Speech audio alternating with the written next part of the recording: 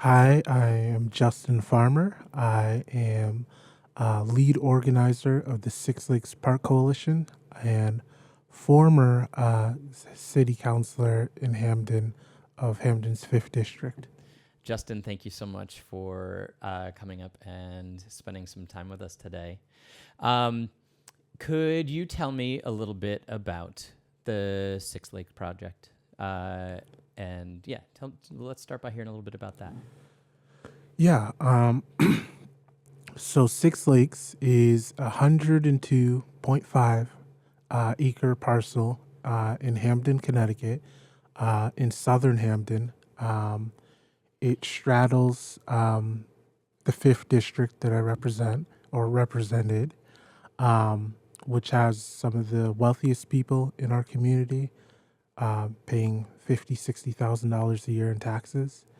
Some of the poorest community members where families are making 35,000 a year, and the suburbs, Whitneyville, which has a lot of upper managerial people who represent Yale and Quinnipiac universities. And so this is a story of suburban sprawl, right? New Haven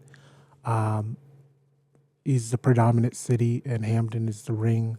I call it the sister city. And so up until about the 1930s, 40s, Hamden was just farmland. And so back in the early mid 1800s, so around like 1860, this parcel of land formed from the last ice age. So the way I always tell people is that, the Connecticut River during the last ice age, you had a huge ice. The ice broke and it scraped against each other. It dragged all the way into Long Island Sound, made the Connecticut River going out. This part, you had big ice cubes sit and make impressions, melt, and make these six lakes, right? Six lakes sounds better than 5.5 ponds, right? But you have six lakes. And so it melted, made these glacial bogs. Eli Whitney, when he was producing guns, and the mid 1800s, there's the idea of like having the Farmington Canal be used to have hydropower for gun factories. And one of the things that they did with the powder farm was to store gunpowder there. And so there was Eli Whitney's company, another company, then eventually Winchester Gun Armaments. They built some man-made dams in the property to make the area more flooded, make it more moist to store gunpowder there. And then Winchester went out of business in the 1930s, and Olin Corporation bought it. And so they stored gunpowder there, they tested ammunition there, they burned coal ash, they dumped batteries, they dumped building debris. And so since the 60s, this property has been offered to the community as potentially a community space. And it wasn't until 86 there was a consent order that Olin entered in with the state of Connecticut, DEP, predating the EPA, and DEEP, which is DEEP, to clean up this property. And so Newhall neighborhood, not to be confused with Newhallville, New Haven, Newhall, Hamden. I lived 6 houses from living in Newhallville, although I lived in Newhall. And so you have these two communities. This whole entire area was a swamp that they filled in to deal with yellow fever back in the early 1900s, late 1800s. And so this whole entire neighborhood, both Newhallville and Newhall, was a swamp. They filled it in with building debris.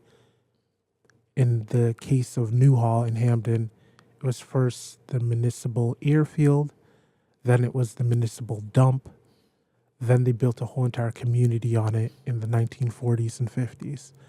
And so you had tons of issues with uh, soil shifting, where over 100 homes are sinking into the ground to this day. And so Olin was culpable for that, as being buying out the legacy polluter, and in some cases polluting themselves with this fill. And so when that was rediscovered in the early aughts, they decided to focus on the neighborhood. And the agreement was that after the neighborhood cleanup, they'd get back to cleaning up Six Lakes. And so Six Lakes, what we call Six Lakes, which used to be called the Olin Powder Farm, that was supposed to restart in 2015. I didn't get elected until 2017. I found out about this in 2019. And so, I'm studying to be a marine biologist. My family's from Jamaica, only American born. And so the environment's super important to me. And so I went to the mayor and I'm like, hold on, we have a forest in the middle of an urban neighborhood that was supposed to get cleaned up 4 years ago, that was supposed to get cleaned up 50 years prior to that. And we clear cut all the trees in our neighborhood. We have strong heat island effect, high asthma rates. We don't have access to green space. Why isn't this project moving? And so then I went to Save the Sound. I had interned there as a high schooler, went to them, partnered with them, and started what is now the Six Lakes Park Coalition. So that's the bold and brief. That is, I thank you so much for that. It's fascinating history of that parcel, and I'm glad to have that kind of picture painted. I'm like roughly familiar with the general area, but that tells me a whole lot that I did not know before. So as someone who grew up and lives, you still live in Newhall? I moved just a year ago. So somebody who spent many years living in Newhall in that area. And all right, so I have a bunch of questions. Let's see, where do we? So when you were, a couple of years into your time on the city council there, I guess like 4 years when you kind of became aware that 2019 is when you said after getting elected in 2015. Yeah. 2017. 2017. Gotcha. Okay, thank you. Can you talk a little bit more about what that realization was for somebody who'd lived, so close to that area for so much of your life? And then maybe just start there. Talk a little bit more about what it felt like when you realized what was right nearby. Yeah, we're robbed of the natural environment, right? We live in one of the most developed neighborhoods in the New Haven region, Greater New Haven region. And so to find out that you have a space where, I'm on the literal border of Hamden and New Haven. And so about a mile up the road from me, 2 blocks away from a major throughway, Dixwell Avenue, you have a space where you have over 127 identified bird species. You have muskrats, deer, a number of wildlife exists only a couple of blocks away. I'm super sensitive to noise. 2-3 blocks over, you can be deep in a forest, hearing nothing, no traffic, no noise. And to realize that we have this beautiful space that connects to the Farmington Canal bike path, right next to it. You have a natural treasure that this community has been robbed of. And the sad part about it is, for the better part of 50, 60 years, people have identified this space and said, hey, this would be a great community asset.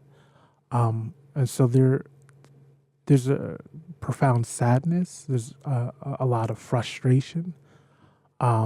but there's something to be optimistic about, right? Because if we preserve this space in perpetuity, we create a green space in an area that otherwise would have long been developed, right? And so I'm hopeful about this space. Uh, and it's been amazing to see the transformation from community members saying, oh, well, this is private property. We can't really tell this corporation to what to do, to people, having 100 people come out to do a perimeter walk and walk 2.5 miles around the perimeter and see the beauty and say like, oh, this is ours. This is something that we should be proud of.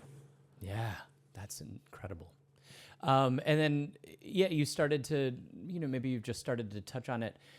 How now, having been involved in efforts for the property over the last half dozen years, what are some of the things that make you optimistic about progress there in Six Lakes, and what is something or some things that are still barriers to that area meeting its potential for the community? Yeah, I'll start with the positive, and then I like to tell people I'm a pessimistic optimist, right? Yeah. I expect the worst to go on, and if it's slightly better, I'm like, oh, great, we did it. So we over the last 6 years, we went from first Olin not acknowledging us, right? Just not even acknowledging our existence, not responding to them working with the state to restart the consent order. At first, they said they would only focus on the AOC's areas of concern, not the Congresswoman, right? And so these 6 areas of concern. And so they were like, those are the only areas we're going to clean up. And we got them to concede that they own all the property, so they have to clean it all up. And so we got them from there to we're going to clean it all up. 2 summers ago, we got them to restart testing the first time in 20 years. We just got another round of testing done and expanded, pushed, and advocated the state and got Olin to expand what testing they were going to do. And so now, hopefully by next year, right, we'll be in our 3rd phase of testing, which hopefully will be the last phase of testing. But in that time, we've collected over 2,000 signatures, right, for this property. We released a survey, got over 463 participants to tell us what they would like to see if this became a park. We've gotten commitments from our state officials, Senator Looney being the Senate president, saying that, if we get a ballpark figure for this, we will turn this into a state park. And so I'm very hopeful, right? Because we've gone from this is an issue that's been sitting and languishing for 50 years to we are moving towards this project being complete. In terms of the roadblocks,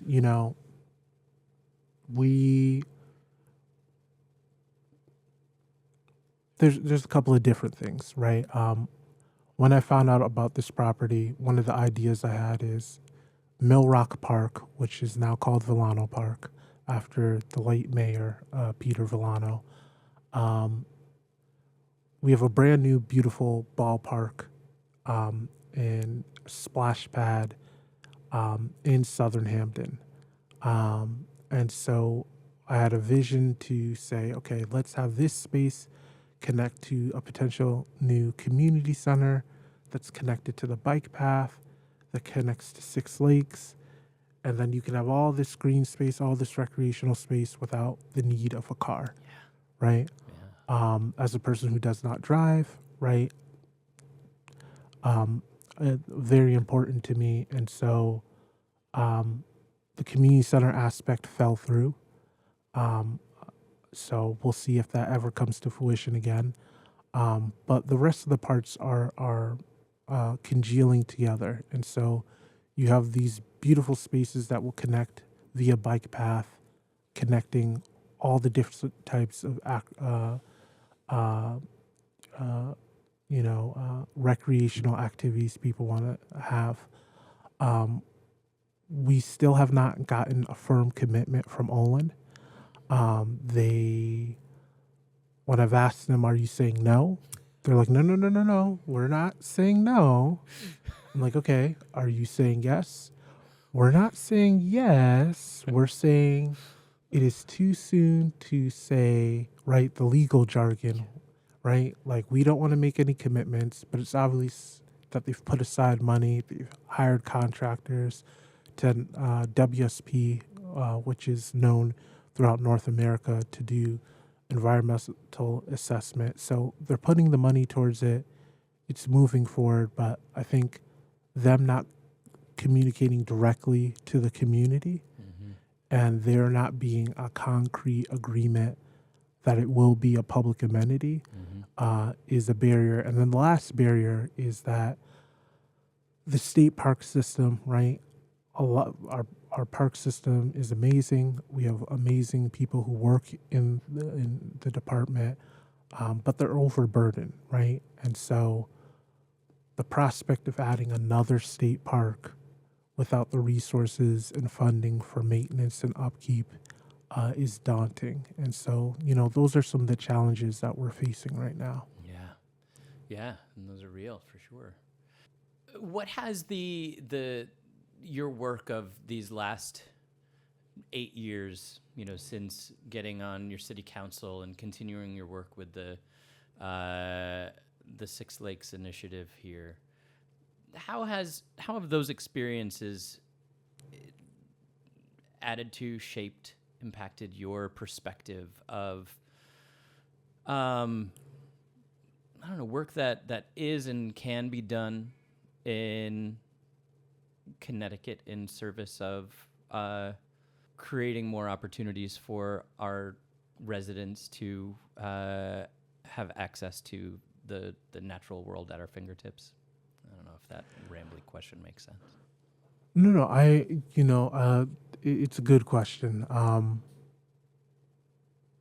Placemaking, right? Having people feel that they uh, belong to a space, feel not only feel but have agency in determining how that space is shaped and maintained, um, has changed, right?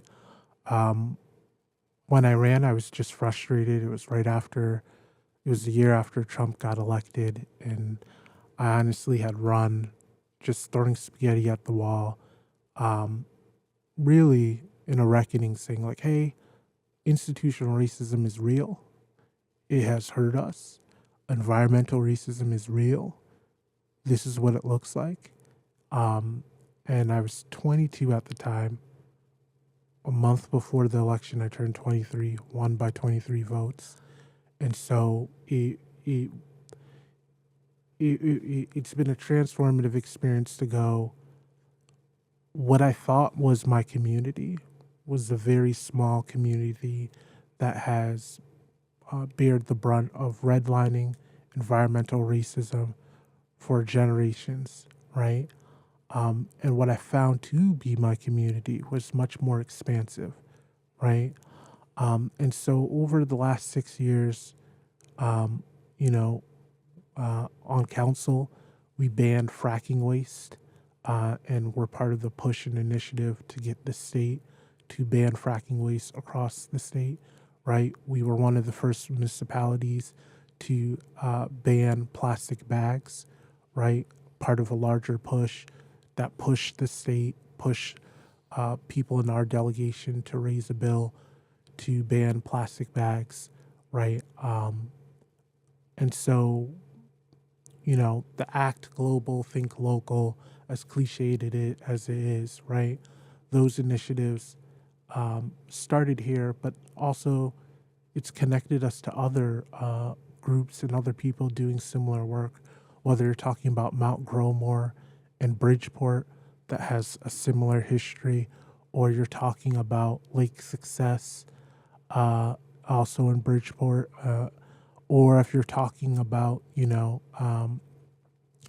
um, the uh, the old power plant, right, in New Haven, right? People are starting to organize and reclaim these spaces, and not just thinking about development, but thinking about, okay, what do we add to our community? How do we preserve it? And do we make our communities resilient, in line with nature, right? And so it's been exciting to be part of those conversations. Um, um, and I think a lot of people, um, bringing people together. You have Doreen Abubakar just down the street from us in New Haven. There's a spot called the Mud Hole. She turned it into a learning corridor they have a plant nursery where people uh, grow native plants to sell, hiring young folks in the neighborhood to be part of this generational move and shift to environmental conservation. Convince the Bradley Street Bike Co-op to, do uh, uh, uh, um, have a little bike shop out of a shipping container there to help people fix up their bikes. And so, um, long-winded, right? It's okay. It is creating these spaces where people can commune and be together and think and talk about bigger ideas. And so that has been really fulfilling. How wonderful. I don't know. I very much appreciate hearing about the ways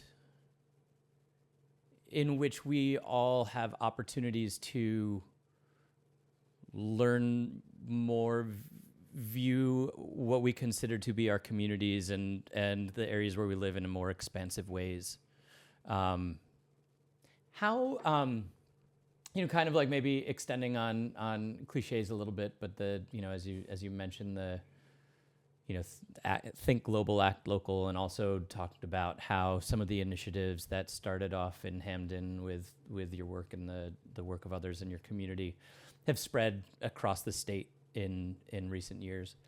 How do you see the current climate reality and changing climate moving forward, and the needs of our population in Connecticut? I guess maybe it's just as simple as that, but perhaps through the lens that you've been able to look through in your efforts in community government and with this organization. Yeah, I think, right.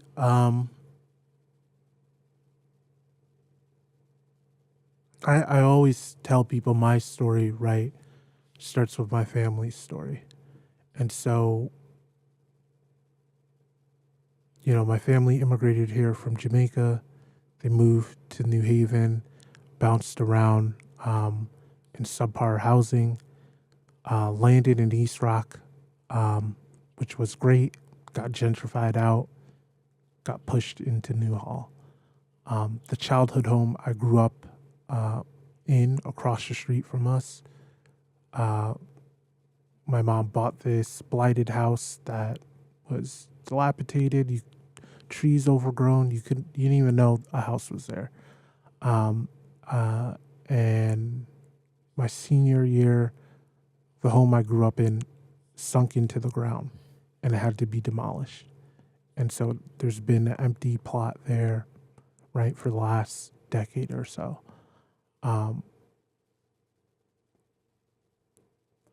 The issues about the environment, right? Whether we want to, our environments are always changing, right? And so what was saw as a public health consideration back in the, early 1900s of taking building debris and filling in swamps is now seen as, right, polluting a community. And so the goalpost is always going to change. But us having this perspective of that we live with our environments, we live in our communities, is an ever growing experiment. And so the more that we can get people to think about these things, right, the better we can get it in the future. And so housing, right, is just as much an environmental issue as a social issue. Right, reproductive justice as a framework, right, takes in environmental ecology, and so getting people to think about these things in an intersectional way is something that excites me about this work. People don't see their issues connected, right? But I see the overfishing going on in Jamaica and the economic instability through overfishing, environmental exploitation. That affects my mother's mother country. That affects migration patterns. That affects housing. That affects all the effects are together and are connected. And so when we tell our stories and interweave them with the other issues going in our community, I think that is how we make the most impact. And so I say all that to say, you know, it is showing people that whatever they choose to organize on, they can do in an intersectional way, right? So maybe you can't affect certain things, but you can, do your part from where you can, right? And so if your issue is you want to, you know, get rid of styrofoam trays for lunch, that has a bigger impact than just you, a bigger impact than just your community, and it has a domino effect. Is there anything we haven't yet spoken about in this conversation, Justin, that you want to make sure has a place in it, or that anything I haven't thought to ask about that you thought I would have? I think the only thing I would share, right, is all of this is the opportunity to move forward, right, and have reciprocity for your future. But I always stress with people, those first affected, right, those first in need should be at the forefront of these decisions. And it's not enough to just consult people on what they think the prescription should be, but it's inviting people and supporting people in the community to be the future stewards, right? So I'm not a toxicologist. I am not a soil scientist, right? But hopefully, through the experiences of remediating this property, people from my community can find those different pathways and potentially enlighten others and go into other communities and build out those constituencies, right? It's not enough for people to be in solidarity with people, but it's also passing that wisdom on. So that's my $25.50. Yeah. That is worth more than $25.50. Justin, what is something in addition to either something that we haven't yet spoken about, or maybe an expansion of one of the things that you've already shared? As you look forward, what is something that you are imagine yourself kind of like working on as well, or an aspect of being part of your community that you're looking forward to or seeing in the future for yourself and your community? Yeah, I community is ever shifting, and so now that I've moved into New Haven, I've really been thinking about how do we preserve the coast, right? What does that look like? And how do we straddle having access to it, but also allowing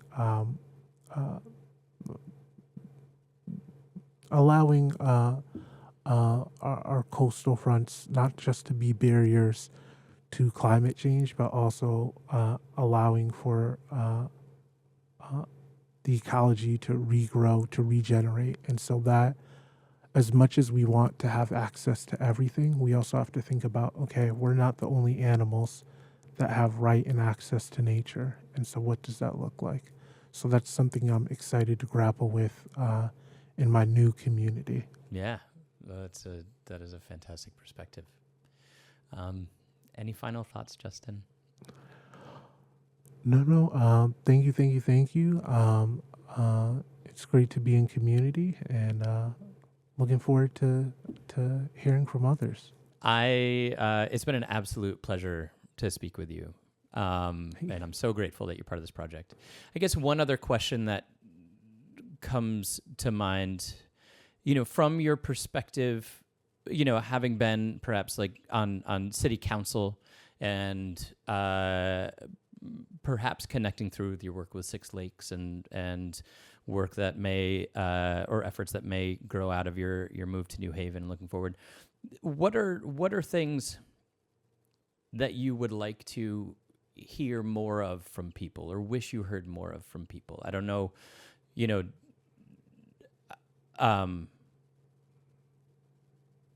if I don't know, is that a fine place to? I could try to expand it or be more specific, but does that question make sense? Is there? I guess in the broad, right, what does building out the bench look like? Mm-hmm. Whether you're talking about, right, politics, I have brought in 4 people, 2 people older than me, 2 people younger than me, into politics, right? And in a lot of spaces, I am the only person checking the boxes that I check, Mm-hmm. right?